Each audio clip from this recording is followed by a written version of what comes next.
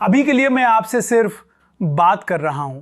Camera अभी बंद है, शायद इसलिए कि कुछ बातें आंखों से नहीं आवाज से कही जाएं तो बेहतर उतरती हैं। बहुत दिनों से एक सवाल मेरे भीतर चल रहा था और मुझे लगा कि उस सवाल का जवाब सबसे पहले आपको देना चाहिए। लल्लन टॉप के बाद अब क्या?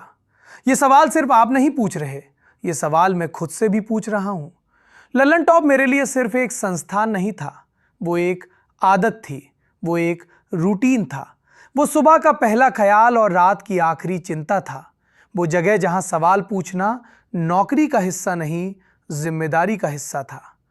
लेकिन जिंदगी में कुछ रिश्ते ऐसे होते हैं जिन्हें छोड़ना नहीं पड़ता, बस उन्हें नए रूप में जीना पड़ता है। मैं लल्लन टॉप से भागकर नहीं जा रहा, मैं लल्लन टॉप से नाराज होकर नहीं जा रहा।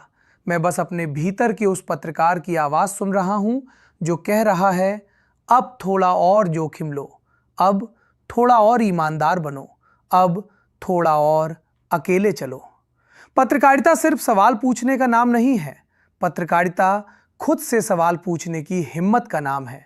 और यही सवाल मुझसे कह रहा था, क्या तुम वही कर रहे हो जो तुम सच में करना चाहते हो?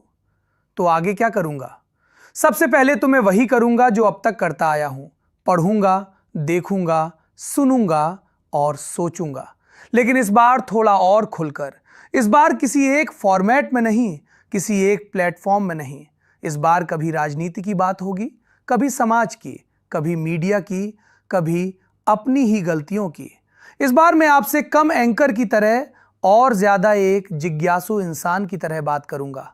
और हां, अभी मैं सिर्फ आवाज हूं, लेकिन जल्द ही कैमरे पर भी आऊंगा, क्योंकि कुछ सवाल आंखों में आंखें डालकर पूछे जाते हैं और कुछ जवाब चेहरे पर लिखे होते हैं।